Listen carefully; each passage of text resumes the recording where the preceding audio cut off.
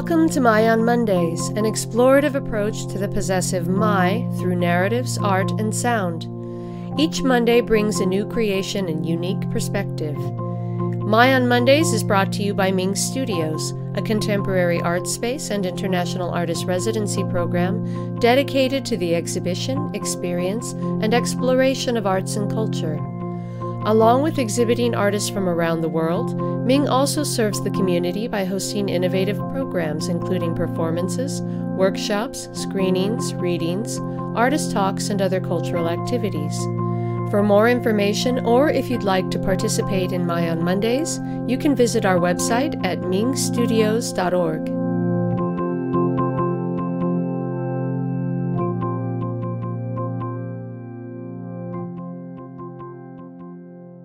Hello and welcome to the 46th episode of My on Mondays. Today I'm speaking with artist and researcher Laurita Siles, whose work shows concern for the land, from environmental crisis to the nostalgia provoked by loss of heritage. She's co-founder of Mutur Beltz, an agro-ecological initiative located in Karrantza, Biscay, that raises awareness for the endangered Basque black-nosed sheep and the diminishing shepherd trade. Over the course of her one-month residency at MING Studios, Siles explored Basque-American identity, the historical role of the Basque woman, and Basque agricultural history in Idaho, with a concentration on shepherding and sheep lineages in the region. Her exhibition is Iruten Har Nuzu, I Am Making Wool. I'm here today with Laurita Siles, she has flown in from, what is the city that you're living, or the town that you're living in the Basque country? Karrantza.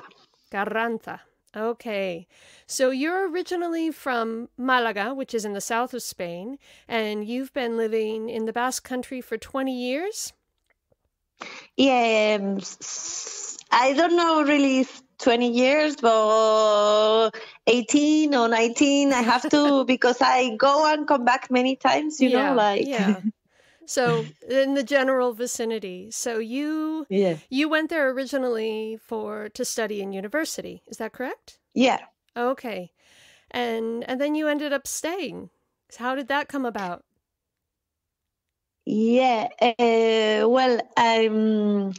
I went the first time I went to study. The second time I went to Artelecu. That was a place really amazing. That was in San Sebastian for help the artists. Okay. And the third time I went to one summer to work in a market to sell fruit. Mm-hmm. And I meet one of my teachers of the university, and he told me, why you don't make here a doctoral thesis? And I say, well, why not?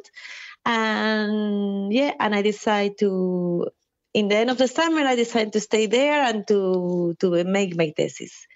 And after the life happened, and I meet my partner, and we have a daughter, and we have sheep, we have dogs, we have a kitchen, and we live there. Okay. So, you mentioned what was your thesis on? I'm curious. My thesis was about the use of the folklore in the art practice, and was a comparative between Andalusia and Basque Country, and how the artists use the element from the folklore.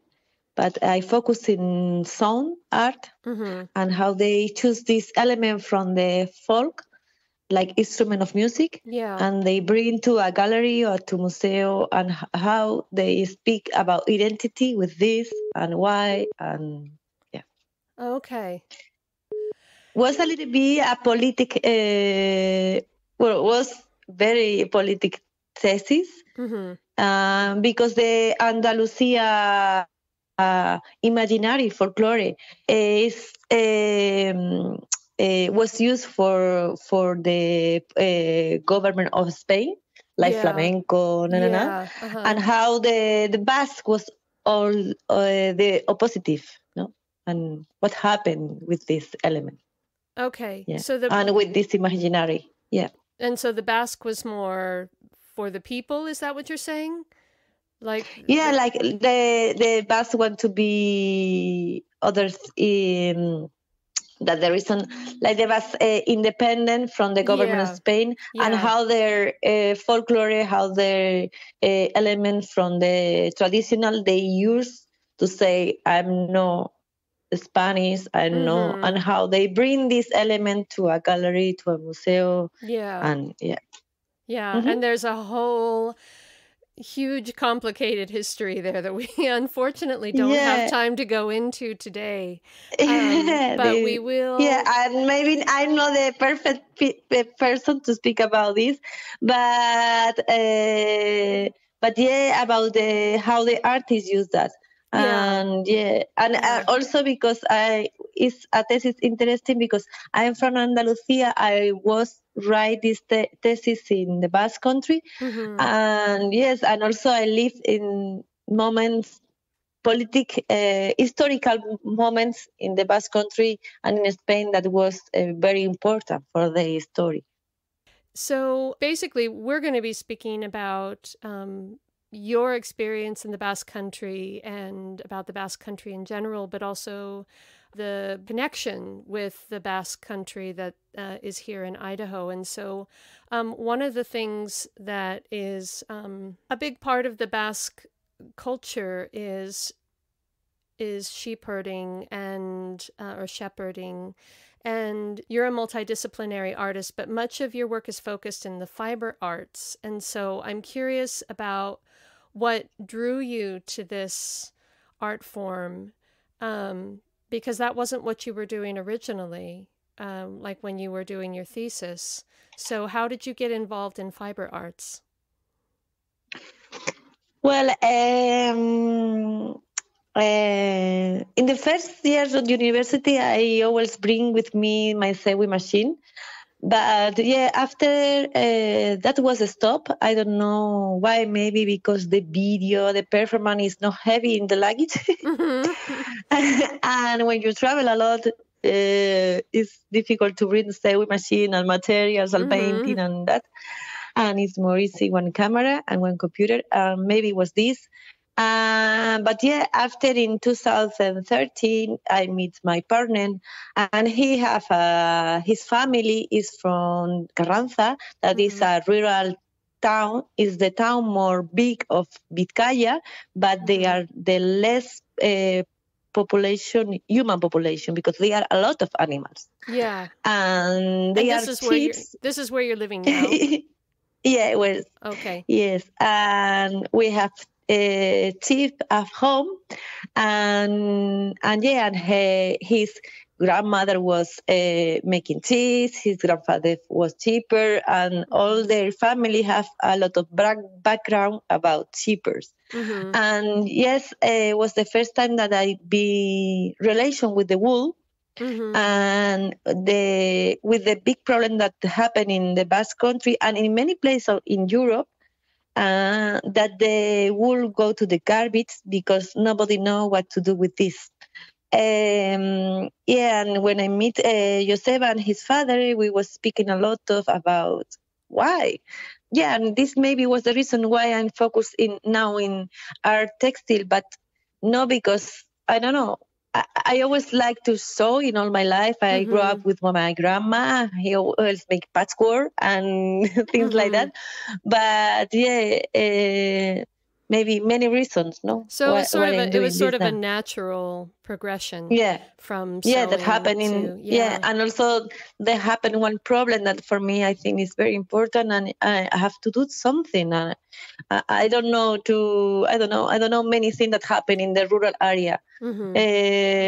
But with art I can do something about that. So you're living in the Basque Country over in Europe. And a lot of people who don't know, people who don't live in Idaho, don't know that Idaho has a really strong tie with the Basque Country. We have a very large, I believe we have the largest population of Basque people outside of the Basque Country. And we've been coming here since the 1800s. And so part of what you're going to be exploring in your exhibition at MING is the Basque-American identity. And so I'm curious, what are the ways that you've been connecting with the Basque community here during your residency?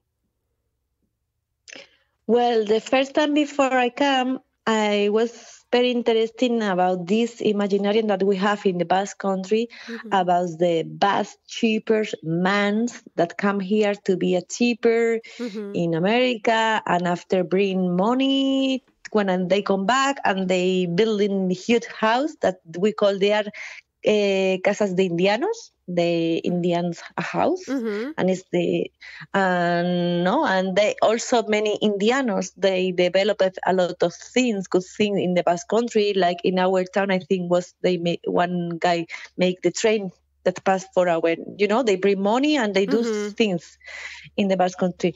But I was really interested what happened with the women. Nobody speak about the women. And when I come here, I was lucky to find the books that Nerelete, and I don't remember the name of the woman. And also there are, in this book, is very interesting. What is the name I have here? Memory and Emotion, Basque Woman History, Construction, Meaning for Memory. Okay. Edited by Laurita Siles Navarrete and Nerelete. And there are a text that is really interesting that write Edurne from the Basque Museum, that she speak about the woman, like the woman was they keep the culture, like they keep the culture, like the language at home, and this for me was really interesting. But after when I start to meet people here in Boise, like Paddy Edurne from the Basque Museum, I was asking, and what kind of chip? Because we have at home, we have Karrantza, Mutur Beltz, Karrantza Mutur Beltz, the chip bat that is our bird of chip that is endangered on station, and we have a project there and for protect this bird of chip, and I was really interested in what kind of bird of chips they use here, the Basque. And everybody's telling me, I don't know, chips. I don't know, chips. Why? I was really surprised that nobody knows. So it's not the same species of sheep? No, nothing about, nothing about. They are, and in the Basque country, we have like 6 different breeds of chips. And here in Idaho, they have like, I don't know, maybe 15 or 14 different breeds of sheep that they was used. Well, in Idaho, no, sorry, in United States. And I started to ask. Paddy from the Basque Museum helped me a lot. He speak with the Idaho Agriculture Experimental Station, and I was reading in a books. I was look up also in internet. I was speaking also with Dominic Echeverry, that is the daughter of Henry Echeverry, that is the last Basque shepherd in Idaho. Okay. And I spoke with him by phone, and I make a list of all these chips. And one of the ideas was to make like a map of birds of chips that the Basque shepherd are relation in the world. And also one of the things that was really I don't know what to say, impressed? Yes. No. Yeah, impressed that here in Idaho was developed creating 3 different birds of chips. Polypale, Panama, and Target. They were developed here in Idaho, these particular species? Yeah. Okay. Yeah, and this because for make good meat, good wool, and can be good with this weather. And wow, this is amazing. And other things that was really impressed also for me is in the 1913s, in Idaho was more than 2,000 million of chips. Oh, wow.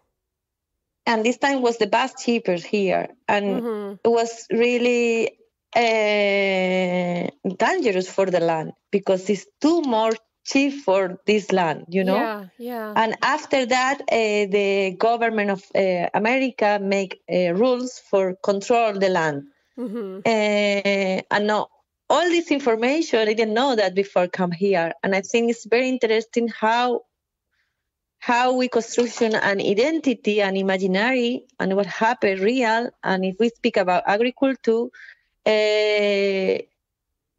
what happened with the land, no? We were speaking about the imaginary of the man, cheaper, come, make money, come back, but we take care of the land, like all these things for me make me think a lot, and how when we move to other country, and it's I don't know, I'm really like a reflection or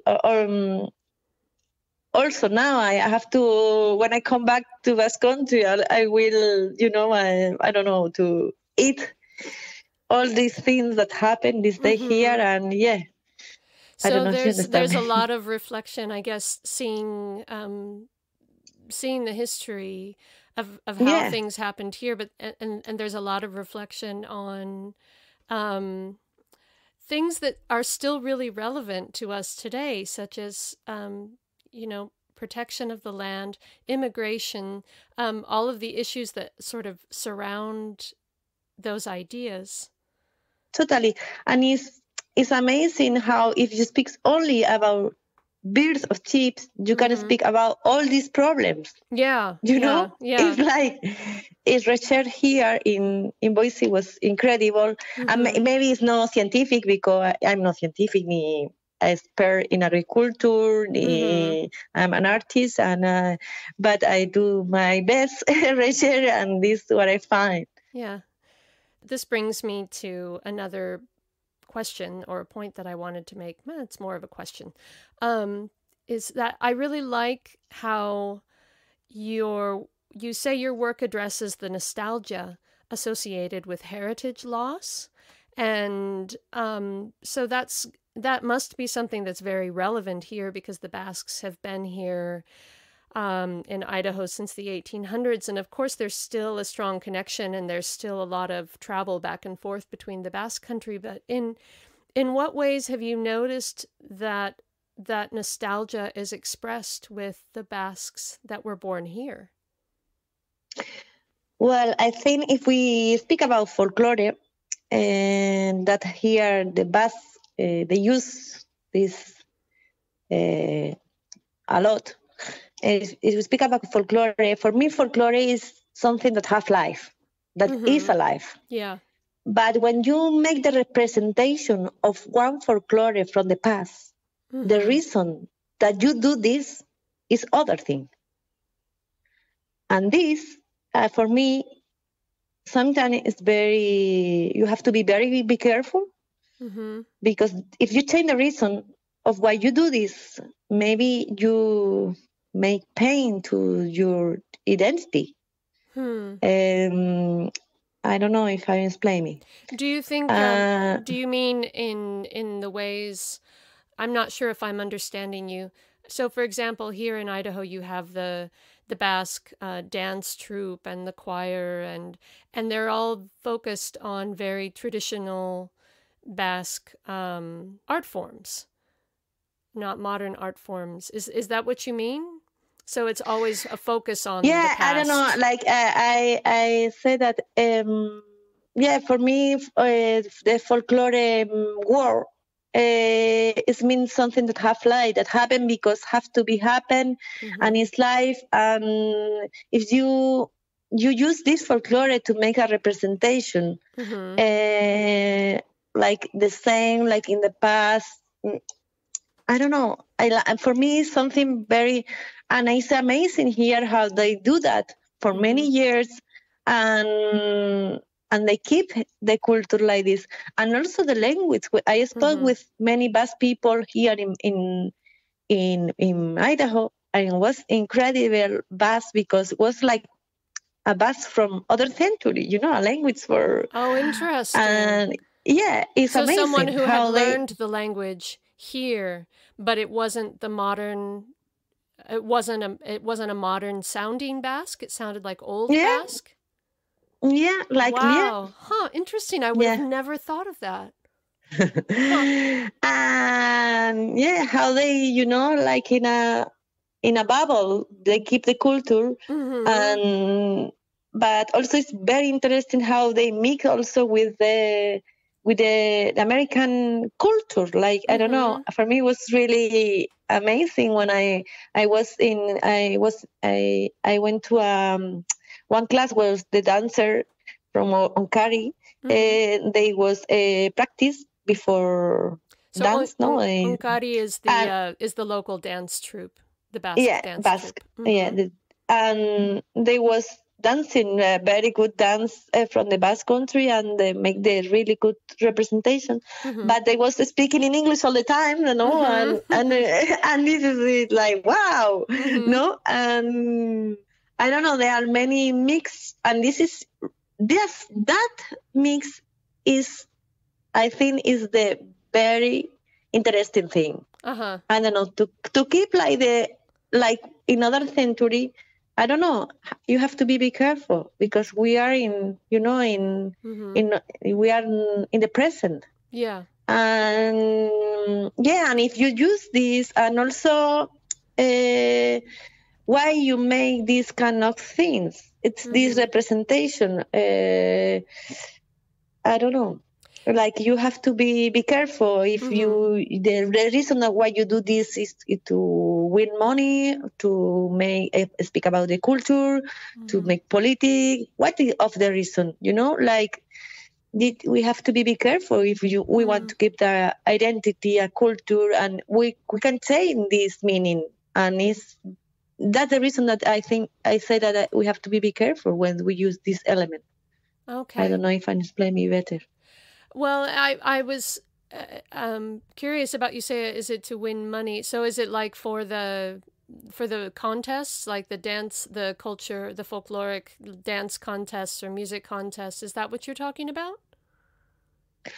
Yeah, maybe. And also, I don't know, the Basque block is really commercial block that many tourists come. It's very, Also, is with all these elements like laburu, all this element from the Basque identity, they are, very touristic in the tourist way. Yeah. And and we have to, I don't know, it's very interesting. And I think this mix is, I'm an artist, and make me think a lot, and I like it in this way. But if we speak about identity, we have to be careful, I think. Yeah. Like we have a project in Karrantza that we call Mutur Beltz, that we keep. We have cheap at home, and we have a artist resident also, and we make develop. We bring for the first time in the history our wool to the factory, and we sell jam and things like that. And when there was the pandemic time that you cannot move very far away from your house, many Basque people from the city called to us. We can go to visit you. I want that my children go see the chips. And it was like, like many families, they were calling to visit us for look the chips. And I was like, wow, we are not tourist place. Yeah.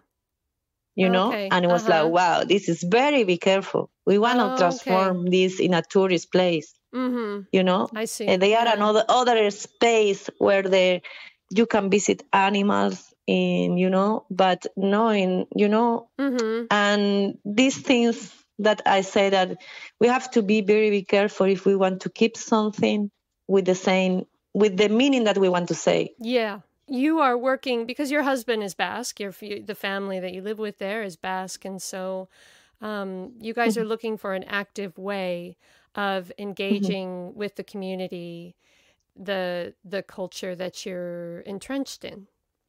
Yeah, like when we arrive in Karrantza, and we have this problem with the wool that we don't know what have to do. And we decided in 2017 to bring this wool to the factory. Yeah. Well, first we buy the wool from each year. We buy the wool to 14, 15 cheapers each year.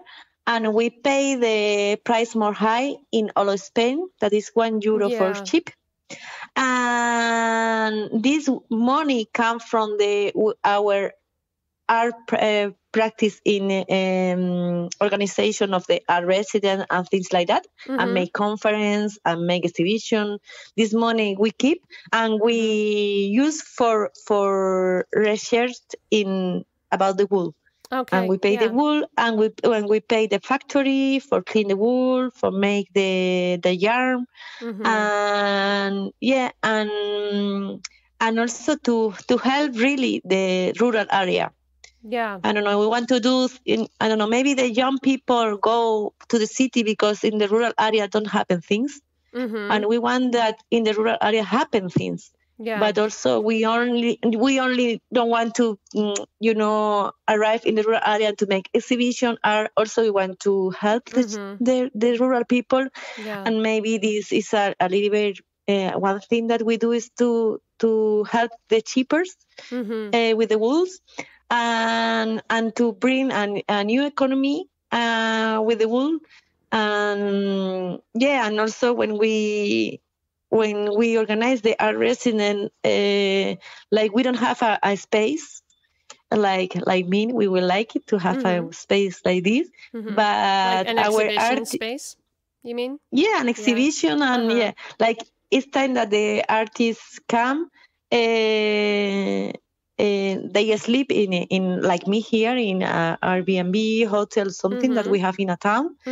But the place where is the exhibition, or the place where we make the artist talk, or the place like that, as the culture house of the town, and the exhibition we make also in this kind of place that they are from the town. Yeah, and we try to eat all the food from the different restaurant of the town to the local foods, to bring, I don't know, circular economy. Also in this time, we are very take care of this, that we help our town. We also have less than 2,000 people live there. And we have to help one each other, we have to, and if we can do something with the art and with the world, that's great. So you're very focused and intentional with your function as artists and members of the community. That's really beautiful. That's great. And thank you. In the description of your exhibition that you'll have, actually it will be open by the time this podcast is posted.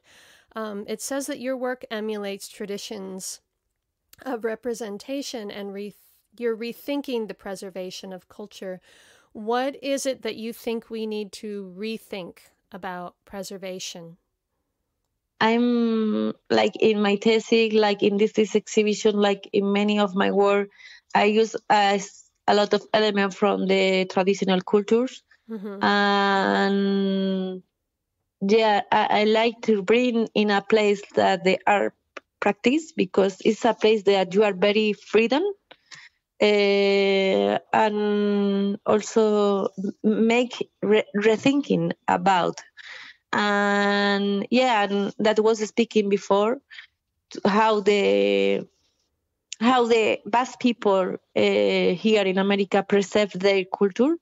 I want to speak about this, and if I take this and I bring to a gallery to make things the people and also me, and this was the idea. I don't know if I do good, but I working in I'm very focused in these ideas.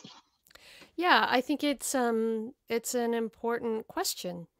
It makes me think, because I lived in Sevilla in southern Spain, where flamenco, and you're from Malaga, so it's the same for you, where flamenco is a really big part of the culture. And there is this argument among flamenco people where, there's some people who want it to stay 100% traditional and you can't change anything, and then you have the people on the other end of the argument who are saying, but if you do that, then it just dies.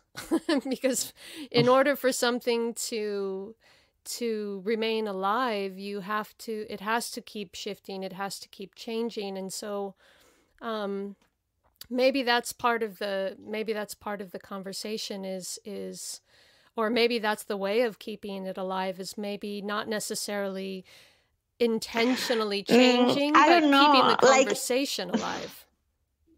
I don't know, if it's a very good example if we speak about flamenco, because flamenco was developed with many mixed cultures. Yeah. In all the history, if you go, and if it will be survive in the future, has to be mixed. It has to continue also to change. Yeah. It's the way that the things, because it's only for, I don't know, it's for a very small community, and we live in a global era, and we are not like the past. We have to mix, and now we mix more faster. But in the past we mix the same way that now. Yeah. I don't know. And so I think there is this idea of just questioning what is traditional. Yeah, maybe that. Yeah. Yeah, maybe that. I don't know. I'm not opposite to keep dance and singing and whatever. Like in the past, I think it's good too. But I don't know. Be careful on how to do that. Why? I don't know. Yeah. But for me, the meaning of folklore is more near to the creative. Yeah. And if you make art, you need to change things. Can't repeat the same all the time. Yeah. I don't know. Yeah. And maybe sometimes just asking those questions is enough of an energy put into it that it keeps it alive. So I guess the last thing I want to ask is, you're only going to be here for a short time more. What's your next project? What are you going to do when you get home? I will meet my daughter, my dear daughter, that she will be her 4 years old birthday party. 4 years? And 4 years old, and I will prepare her big party for her 4 years. This is my big project. Yeah. And after I have too many, I will be organized the next residence to make also the new book that each year we make a book. Also we for the project we have with Mutur Beltz, we self-wool, and we make different products for the winter, and to design bags and things like that. And I will be very busy. You'll be extremely busy, it sounds like. But and about art, for me this experience here in Boise was really amazing, because it's the last 4 years I was very focused in my daughter and in Mutur Beltz project to help other artists and to develop an economy with the wool in our town, and to design more moda fashion stuff with wool, and to keep money for make these things happen in the town. And I didn't work too much about my art. I didn't draw for maybe 3 years ago. And I feel really lucky to be in the MING space, working and to spend many hours there alone and creating was really, I don't know. I only can say thank you, Min, and I'm very happy to be here. Oh, well, we're so grateful to have you here and excited that that we get to have you in our space. And I am very grateful that you agreed to speak with me today. So thank you so much. You're welcome, Rebecca. Have a wonderful rest of your day. See you soon. See you. Okay. Bye-bye. Bye-bye.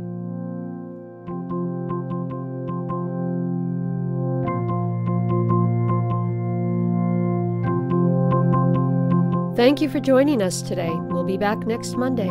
Tune in.